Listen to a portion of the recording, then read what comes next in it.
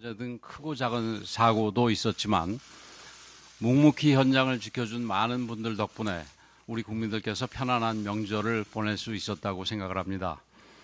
비상근무 체제를 유지했던 중앙재난안전대책본부 공무원 여러분, 그리고 소방, 경찰 공무원과 응급의료체계를 유지해 주신 의료인 여러분들께 진심으로 감사의 말씀을 드립니다. 이제 다시 힘차게 시작할 때입니다. 지금 대한민국이 그 어느 때보다도 힘든 시기를 겪고 있지만 우리 국민들은 어려울 때 더 힘을 내고 위기를 기회로 바꿔낸 힘을 갖고 있습니다. 지금 국민들께서는 정치만 정신 차리면 된다고 말씀하고 계십니다.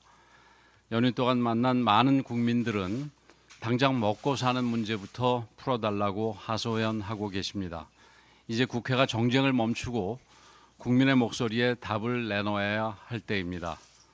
경제와 민생, 외교 문제만큼은 여야가 따로 갈 수 없습니다.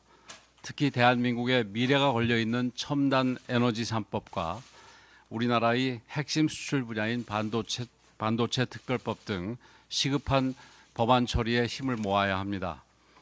연휴 기간 있었던 중국의 생성형 AI 딥시크 쇼크에서 보았듯이 우리에게 시간이 많이 남아있지 않습니다.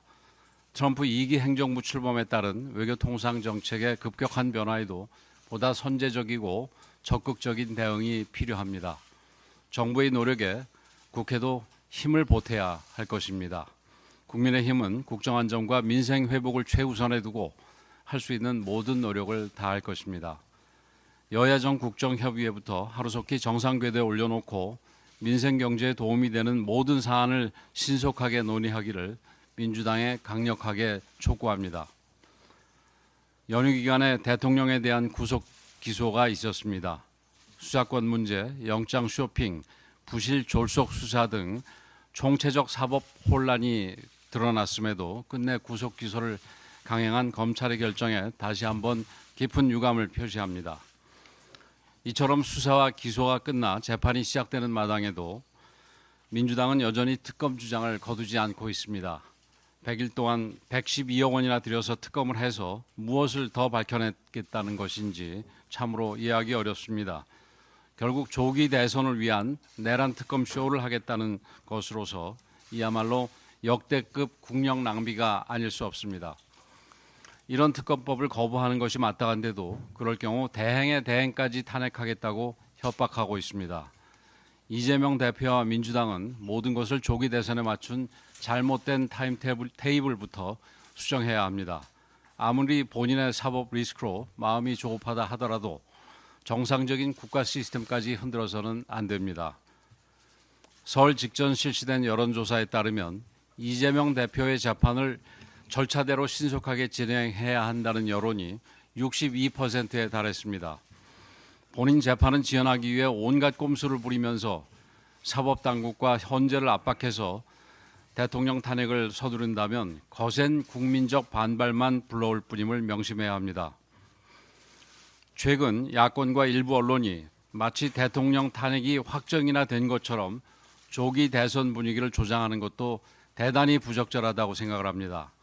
조기 대선을 전제로 하는 후보 선호도 조사는 잘못된 행태인 만큼 즉각 중단하는 것이 옳습니다. 우리 당에서도 이러한 잘못된 분위기에 부하내동해서는 안 될 것입니다. 이재명 대표와 민주당은 지금 이 순간에도 카톡 검열에 열을 내고 광고 중단을 압박해서 언론을 탄압하고 학원 강사의 입까지 틀어막는 독재적 행태를 보이고 있습니다. 민생에는 아무런 관심도 없으면서 과거 중국 공산당이 내놓았던 흥묘 백묘론까지 끄집어냈는데 검든 희든 고양이에게 생선을 맡길 수는 없습니다. 많은 국민들께서 지금도 이 정도인데 이재명 대표가 대통령이 되기라도 하면 나라 전체가 공산 전체주의 국가가 되는 것이 아니냐고 걱정하고 있습니다. 많은 청년들이 대한민국이 제2의 홍콩이 되는 것을 막겠다며 거리로 뛰쳐나오고 있습니다. 국민의힘은 오로지 나라와 국민만 바라보면서 대한민국이 빠르게 안정을 되찾을 수 있도록 최선을 다하겠습니다. 헌법재판관들의 정치적 성향을 드러난 과거 행적들과 특정 정치 세력과의 특수관계 등이 속속 드러나면서 법치의 최후 보루라고 할 수 있는 헌법재판소를 국민들께서 믿지 못하게 되는 상황이 발생하고 있습니다. 헌법재판관 8명 가운데 3명이 우리법 연구회 출신으로 밝혀지면서 헌법재판소가 아니라 우리법재판소라는 비판까지 나오고 있습니다. 문영배 헌법재판소장 권한대행은 이재명 대표와의 사적 친분과 함께 불분명한 국가관과 편향적 언행이 큰 논란을 불러일으키고 있습니다. 이미선 재판관은 동생이 대통령 퇴진 특위 부위원장을 맡고 있는데 이것만으로도 공정한 판단을 기대하기 어려운 게 사실입니다. 정계선 재판관은 남편이 탄핵소추 대리인단 변호사와 같은 법무법인에 근무하고 있습니다. 이 정도면 스스로 회피를 하는 것이 마땅한데도 현재는 기피 신청마저 기각한 바 있습니다. 더 나아가 현재는 극단적 편향성으로 국회 합의가 불발된 마은혁 판사의 재판관 임명을 강요하려 하고 있습니다. 그렇지 않아도 편향된 재판관 구성에 우리법 연구회 출신을 한 명 더 얹겠다는 생각입니다. 많은 헌법학자들 그리고 많은 국민들께서는 한덕수 권한대행에 대한 탄핵의 의결 정족수를 갖췄는지부터 먼저 판단을 내려야 한다고 지적하고 있습니다. 헌법재판소는 현직 대통령에 대한 탄핵심판 처리 과정에서 티끌만큼의 오리도 있어서는 안 됩니다. 더 꼼꼼하게 살펴보고 더 신중하게 더 객관적으로 절차를 진행해야 할 것입니다.